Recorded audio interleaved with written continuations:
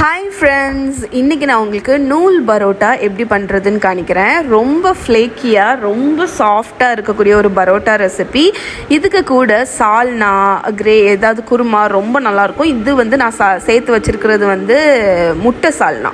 இந்த ரெசிபி நான் உங்களுக்கு நெக்ஸ்ட் வீடியோவில் போடுவேன், அதனால் வெயிட் பண்ணிக்கிட்டே இருங்க.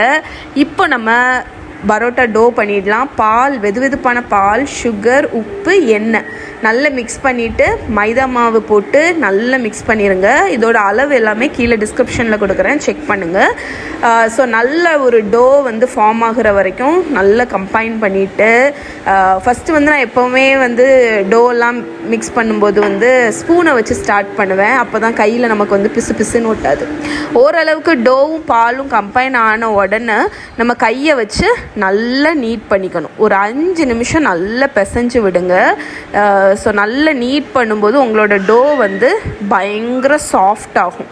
அதுக்கப்புறம் ஒரு டேபிள் ஸ்பூன் ஆயிலை மேலே ஊற்றி நல்லா எல்லா இடத்துலையும் படுற மாதிரி ஃபுல்லாக அப்ளை பண்ணிவிட்டு ஸோ இந்த பர்டிகுலர் டோ, இந்த பரோட்டாக்குள்ள டோ நல்லா ஊறணும். நான் ஒரு ஈர துணியை வச்சு கவர் பண்ணி ஒரு 6-8 மணிக்கூர் நீங்கள் ஊற விட்டுருங்க. மினிமம் 4 ஹவர்ஸ் ஊறணும். ஊறினதுக்கப்புறமா அதை எடுத்து நல்லா பிசைஞ்சு டோவை ஈக்குவல் போர்ஷனில் டிவைட் பண்ணிக்கோங்க. டிவைட் பண்ணிவிட்டு ஒரு சின்ன சின்ன பால்ஸாக அந்த மாதிரி ஷேப் பண்ணி இதையும் ஒரு துணியை வச்சு மூடி ஒரு ஓரத்தில் வச்சுருங்க. ஒரு 10 மினிட்ஸ் ஊறட்டும். இப்போ ஒரு டோவை எடுத்து ஒரு ஒர்க் சர்ஃபேஸில் எண்ணெய் எதுவுமே தடவாதீங்க. ஏன்னா அப்போ தான் உங்களுக்கு இந்த மாதிரி தின்னாக திரட்ட முடியும். நம்ம எண்ணெய்லாம் தடவிட்டோன்னு வைங்களேன், உங்களுக்கு இந்த மாதிரி மெல்லுசாக grip கிடைக்காது திரட்டுறதுக்கு. அதுக்கப்புறம் ஒரு ஸ்பூன் எண்ணெய் மேலே ஊற்றி நல்லா அப்ளை பண்ணிவிட்டு பீஸா கட்டர் இருக்குது தெரியுமா, அதை வச்சு நல்லா இந்த மாதிரி மேலேயும் கீழேயுமா ஃபுல்லாக கட் பண்ணணும். ரொம்ப மெல்லுசாக நீங்கள் கட் பண்ணணும். எந்த மாதிரி கட் பண்ணுறோம் அப்படிங்கிறது முக்கியம் கிடையாது. நீங்கள் ஆனால் ஒல்லியாக கட் பண்ணணும். அதுக்கப்புறம் இது பார்த்திங்கன்னா டோ ஸ்க்ரேப்பர்னு, இது இல்லை அப்படின்னா நீங்கள் கத்தி யூஸ் பண்ணிக்கலாம். அதை வச்சு எல்லா இதையும் அப்படி ஒன்றா திரட்டிடுங்க, ஒன்றா எடுத்துருங்க. ஸோ நம்ம இதில் மெயினே அதை ஒல்லியாக நீங்கள் கட் பண்ணணும். அதனால தான் நான் அந்த பீஸா கட்டர் யூஸ் பண்ணேன். அது ரோல் பண்ணும்போது கட் பண்ணுறதுக்கு ரொம்ப ஈஸியாக இருக்கும். ஸோ இந்த மாதிரி திரட்டிட்டு ஒரு தட்டத்தில் எண்ணெய் தடவின தட்டத்தில் வச்சு ஒரு ஈர துணியை வச்சு நம்ம மூடி வச்சிட போகிறோம். இதே மாதிரி இன்னொன்று பண்ணி காணிக்கிறேன் பாருங்க. ஸோ எண்ணெய் எதுவுமே தடவாமல் ரொம்ப மெல்லுசாக திரட்டுங்க.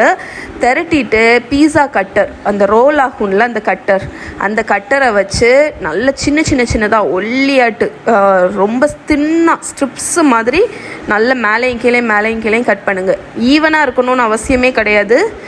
இடையில கட்டானா கூட பிரச்சனை கிடையாது. நீங்கள் நல்ல ஒல்லியாக அப்படி கட் பண்ணணும். இந்த மாதிரி கட் பண்ணோன்னே அதே மாதிரி ஒரு ஸ்க்ரேப்பரோ இல்லைன்னா நைஃபோ வச்சு நீங்கள் அதை ஒன்றா எடுத்து நம்ம பரோட்டாக்கு சுற்றி வைப்போம் தெரியுமா, அது மாதிரி சுற்றி அதை வச்சுருங்க. இதை நான் ஒரு 45 மினிட்ஸ் அப்படி வச்சுட்டேன். வச்சதுக்கப்புறமாட்டு நம்ம டோலேருந்து ஒரு போர்ஷனை எடுத்து நம்ம இப்போ பரோட்டா மாதிரி திரட்ட போகிறோம். ஸோ லைட்டாக ஃப்ளாட் பண்ணிவிட்டு ஒரு ரோலிங் பின் வச்சு கொஞ்சம் ஓரளவுக்கு மெல்லிசாட்டு கொஞ்சம் திரட்டிக்கோங்க. ரொம்ப மெல்லிசாகவும் இருக்கக்கூடாது, ரொம்ப திக்காகவும் இருக்கக்கூடாது. ஓரளவுக்கு மெல்லிசாட்டு அதை ஈவனாக திரட்டுங்க. திரட்டும் போது ரொம்ப ப்ரெஷர் கொடுத்து திரட்டாதீங்க. ஏன்னா நம்ம இது பண்ணி வச்சுருக்கோம்ல, அதெல்லாமே இதாகிடக்கூடாது. நம்ம ஒரு மாதிரி ரோல் பண்ணி வச்சுருக்கோம் தெரியுமா, அது மெஸ்ஸி ஆகிடக்கூடாது. இப்போ நம்ம திரட்டினதை ஒரு சூடான தோசைக்கல்லில் போட்டு அடிப்பக்கம் லைட்டாக குக் ஆனோன்னா மேலே லைட்டாக ஆயில் அப்ளை பண்ணி குக் பண்ணுங்கள். மறுபடியும் திருப்பி போட்டு இந்த பக்கமும் ஆயில் அப்ளை பண்ணி குக் பண்ணுங்கள். இது ஓவராலாக உங்களுக்கு ஒரு 45 செகண்ட்ஸ் to 1 மினிட் ஆகும், 2 பக்கமும் சேர்த்து நம்ம குக் பண்ணுறதுக்கு. ஸோ குக் ஆனதுக்கப்புறம் அதை எடுத்து ஒரு கவுண்டர் மேலே போட்டுருங்க.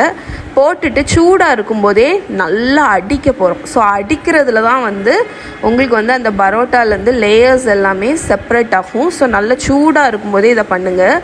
நல்லா அடிங்க. உங்களுக்கு நம்ம க்ரியேட் பண்ண அந்த லேயர்ஸ் எல்லாமே அழகாக ஃப்ளேக்கியாக செப்பரேட் ஆகி சூப்பராக வரும். ஸோ இந்த பரோட்டாவில் மெயின் இதே அந்த ஊற வைக்கிறது, அதுக்கப்புறம் நம்ம ஷேப் பண்ணுறது, சூடாக அடிக்கிறது, அவ்வளோதான். ஸோ இப்போ பாருங்கள் நம்மளோட நூல் பரோட்டா ரெடி. இதை வந்து கண்டிப்பாக ட்ரை பண்ணி பாருங்கள். இதுக்கு உள்ள கிரேவி ரெசிபி நெக்ஸ்ட்டு வரும்.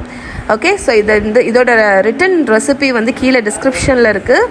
நீங்கள் வந்து இதை வந்து ஏதாவது சால்னா, சிக்கன் கறி, வெஜிடபிள் குருமா, பன்னீர் குருமா, முட்டை குருமா, முட்டை சால்னா, அது கூட சூப்பராக இருக்கும். நான் இந்த முட்டை சால்னா வந்து சிக்கன் சால்னாவே அடிச்சிருக்கும், அவ்வளோ டேஸ்ட்டு.